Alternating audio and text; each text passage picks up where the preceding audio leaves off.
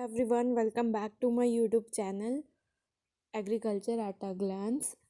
Last की दो previous video में मैं आप लोगों को कुछ प्रैक्टिकल करके दिखाई थी। आज मैं फिर से थ्योरी बेस वीडियो लेके आई हूँ। तो चलिए आज की वीडियो स्टार्ट करते हैं। आज की जो टॉपिक है वो है टाइप्स ऑफ नर्सरी। नर्सरी कितने प्रकार के होते हैं, पहले हम लोग नर्सरी के डेफिनेशन देख लेते हैं। Nursery is a place where plants are grown commercially, either for sale direct to the public or to other retailers।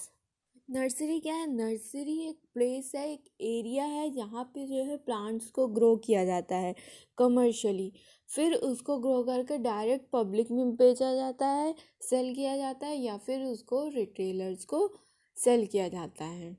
Or in other words, we say that nurseries are places where seedlings are raised for planting purposes. In the nursery, the young seedlings are tender from showing to develop in such a way as to be able to endure the hard field condition।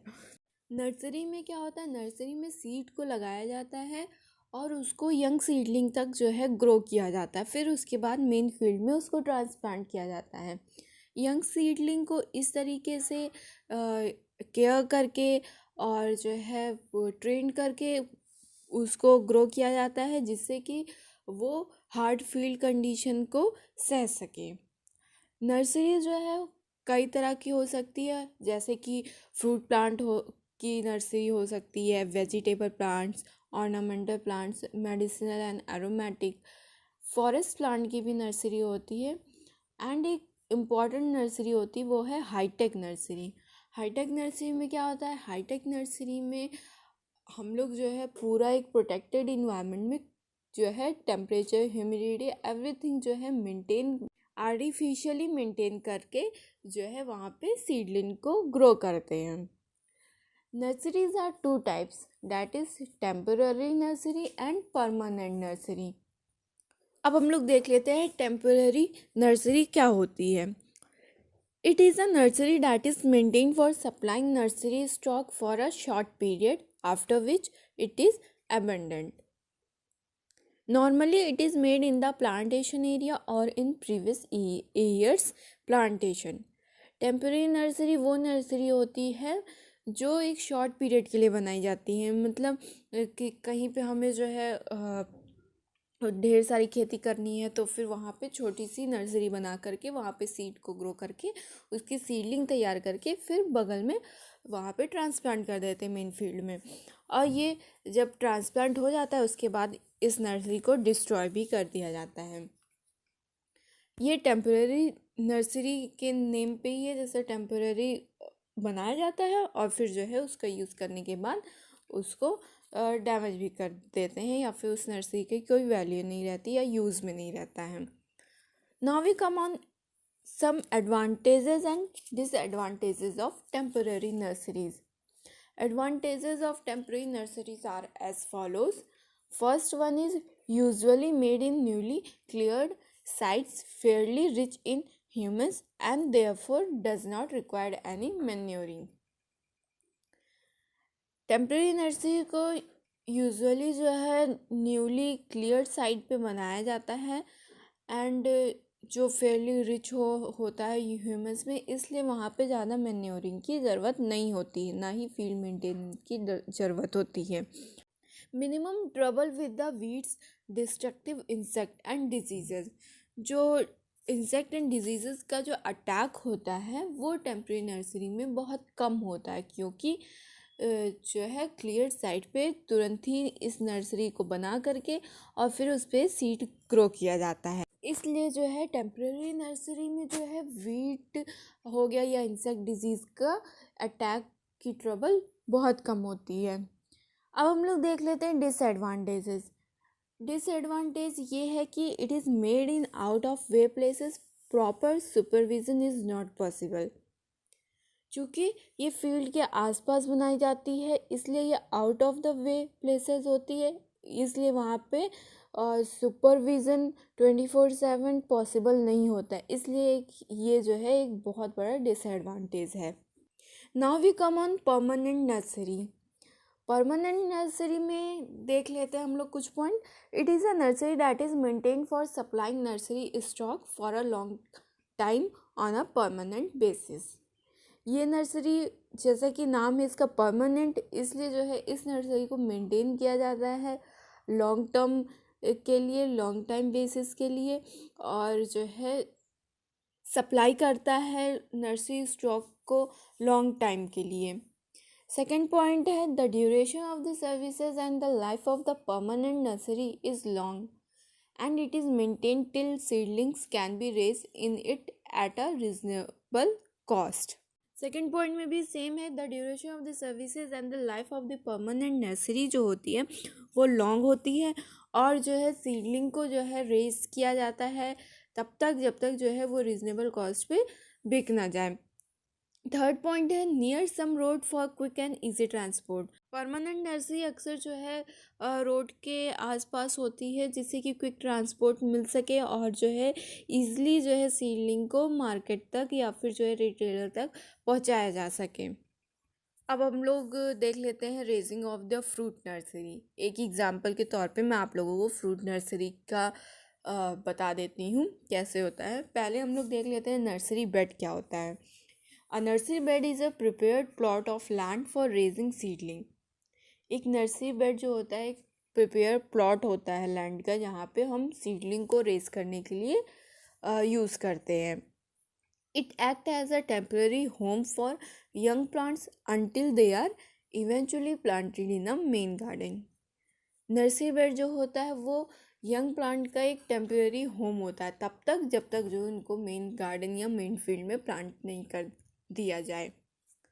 Nursery bed जो है 3 types के होते हैं। First है flat nursery bed, second raise nursery bed and third one is sunken nursery bed. Flat nursery bed during spring summer when there is no fear of the rain, area where the soil is light sandy loam where there is no problem of water stagnation। Flat nursery bed तब बनाया जाता है जब spring summer का season होता है और जो है रेन की जो है कोई भी डर नहीं होता, मतलब कि पानी आए तो फिर वाटर स्टैग्नेशन की प्रॉब्लम ना हो, इसलिए फ्लैट नर्सरी बेड बनाया जाता है। Second one is raise nursery bed. It is common in practice useful for raising seedling during rainy season. आज के टाइम में ये बहुत कॉमन है प्रैक्टिस में, और जो है सीडलिंग को रेस करने के लिए रेनी सीजन के टाइम पे इसको बनाया जाता है। रेस नर्सरी बेड जो होते हैं वो ज़मीन से जो है थोड़े से उठे होते हैं जिससे कि अगर बारिश हो रेनी सीजन में पानी वानी स्टैग्नेशन की प्रॉब्लम ना हो, और पानी जो है अगर बरसता है तो फिर वो नीचे गिर जाए, इसलिए रेज नर्सरी बेड बनाया जाता है रेनी सीजन में। थर्ड है संकट nursery bed. This type of bed is useful and prepared mostly during winter season. ये नर्सरी बेड आमतौर पे विंटर सीजन में बनाया जाता है and nursery is prepared 10 to 15 centimetre downward from the soil surface. ये नर्सरी बेड जो होती है वो 10 to 15 सेंटीमीटर डाउनवर्ड, मतलब कि ज़मीन खोद के 10 से 15 सेंटीमीटर नीचे बनाई जाती है और वहाँ पे एयर भी अच्छे से क्रॉस करे और सॉइल मॉइस्ट रहे। ये जो है आमतौर पे विंटर सीजन में बनाया जाता है। ये तो हो गए 3 टाइप के नर्सरी बेड। अब हम लोग सेकंड पॉइंट अपना देख लेते हैं, showing seed in line. In seed bed the seeds should be shown in line. Line showing is always preferential over broadcasting. Nursery bed में जो सीड लगाई जाती है वो अक्सर लाइन में लगाई जाती है एंड ब्रॉडकास्टिंग जो है बहुत रेयर केस में किया जाता है, बट जो है कॉमनली जो है आम तौर पे नर्सरी बेड पे जो है लाइन में ही शो किया जाता है जिससे कि ईज़िली जो है आफ्टर केयर किया जा सके। आफ्टर केयर मीन्स उसकी केयरिंग वगैरह लगाने के बाद किया जा सके। सेकेंड पॉइंट है आफ्टर केयर। आफ्टर केयर में क्या है, uniform moisture, water stagnation, weeding हो गया, इंसेक्ट पेस्ट मैनेजमेंट हो गया।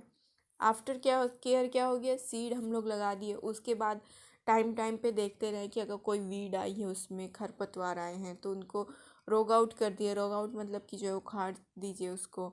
नर्सरी बेड क्लियर रखिए।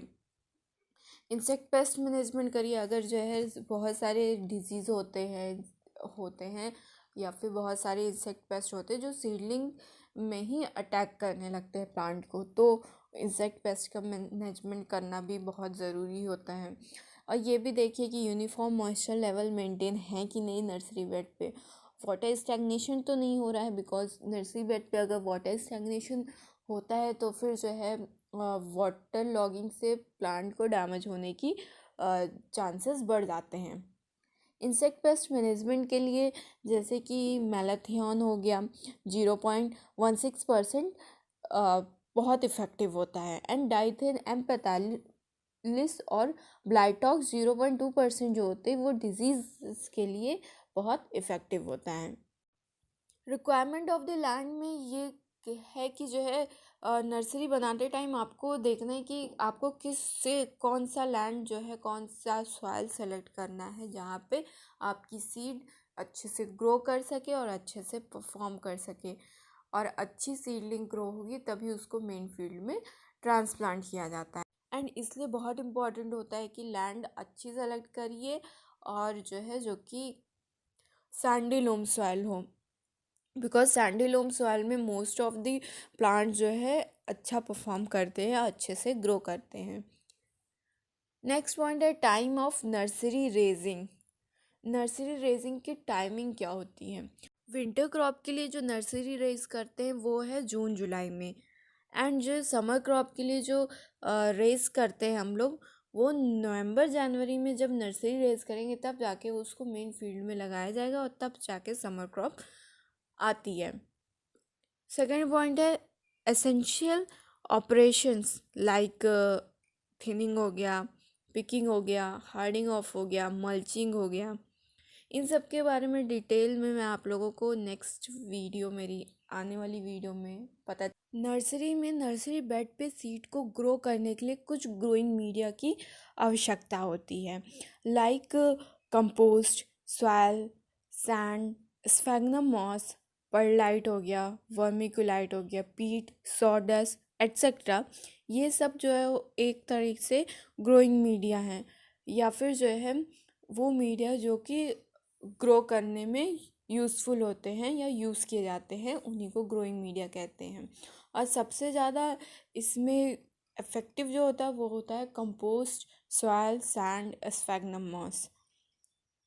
And apart from all this point, some point like mother plant, packing yard, pot house, compost pit etcetera, ये सारी चीज़ें भी नर्सरी में होनी ज़रूरी है। पैकिंग यार्ड होगा तभी हम जाके वहाँ पे जो है जो हमारी सीडलिंग प्रिपेयर होगी उसको वहाँ पे जाके पैक करके फिर जो है मेन मार्केट में या फिर रिटेलर को सेंड करेंगे। पॉट हाउस हो गया, पॉट हाउस जहाँ पे पॉली बैग्स हो गए, पॉट्स हो गए छोटे छोटे, उनको रखा जाता है, इसलिए पॉट हाउस होना ज़रूरी है नर्सरी में।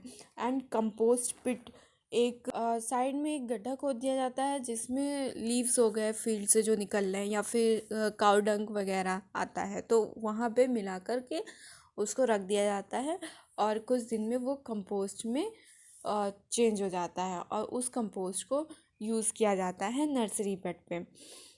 इसलिए जो है नर्सरी में एक कंपोस्ट पिट भी होना ज़रूरी है जगह जगह पे।